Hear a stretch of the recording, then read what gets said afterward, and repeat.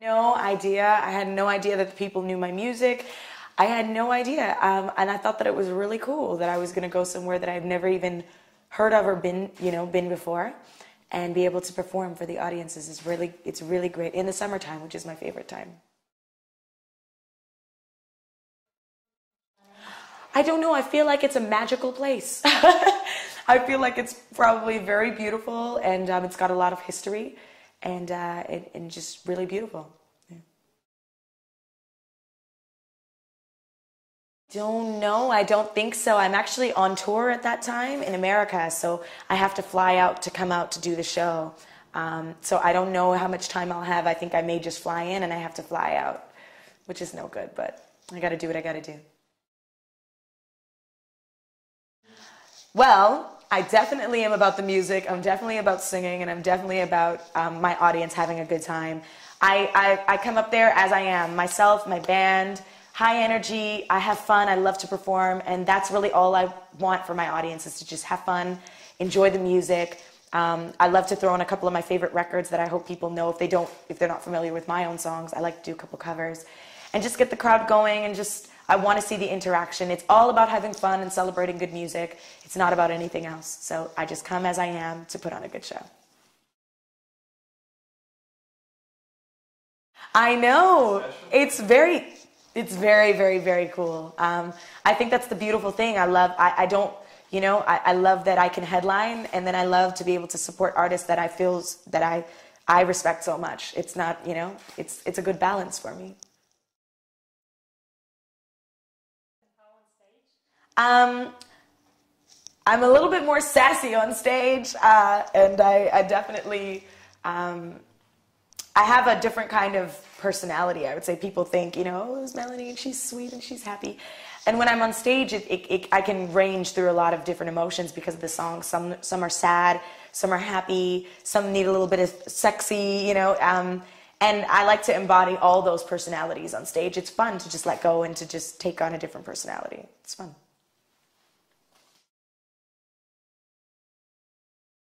Sometimes I forget, I really do. I forget what country, I forget what city, but I never say it wrong on the stage, and that's what's important. It is. Sometimes I wake up and I don't remember what day it was yesterday and where I was. I can't remember.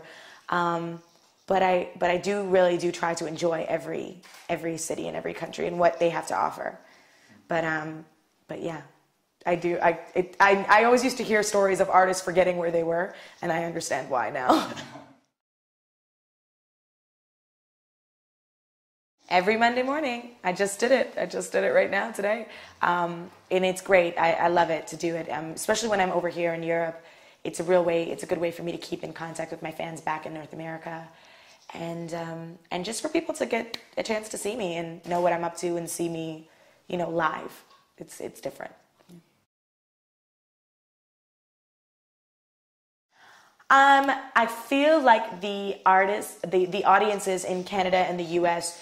are a little bit more, they're a little bit more divided, I guess you could say. When you get a hip hop crowd goes to a hip hop concert, or you get a younger audience that goes to a certain type of concert. Over here in Europe, I find, and what I appreciate the most is that the audience is so diverse. You get people of all ages, all, ethnicities, and just because they love the music. And the same person that could love my album could love hip hop, could love rock, could love reggae. And just because they love good music, they come, they clap, they have a good time.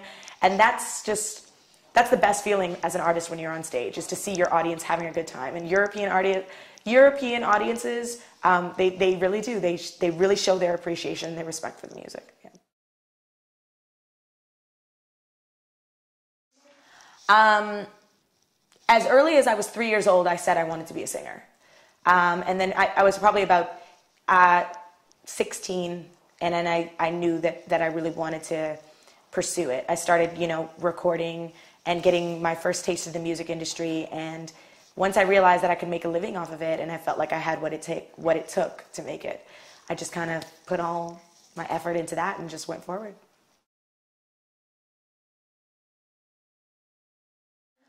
When I was a little girl, I loved Whitney Houston's voice.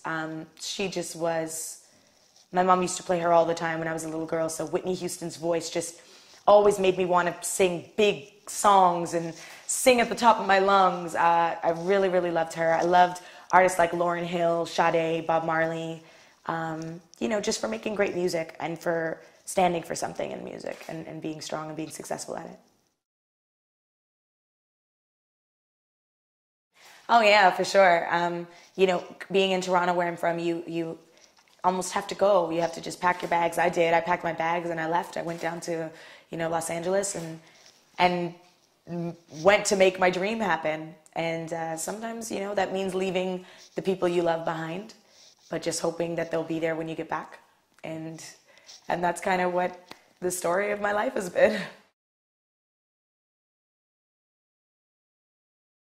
It feels great. It makes me feel like people in the industry believe in me. They believe in this music.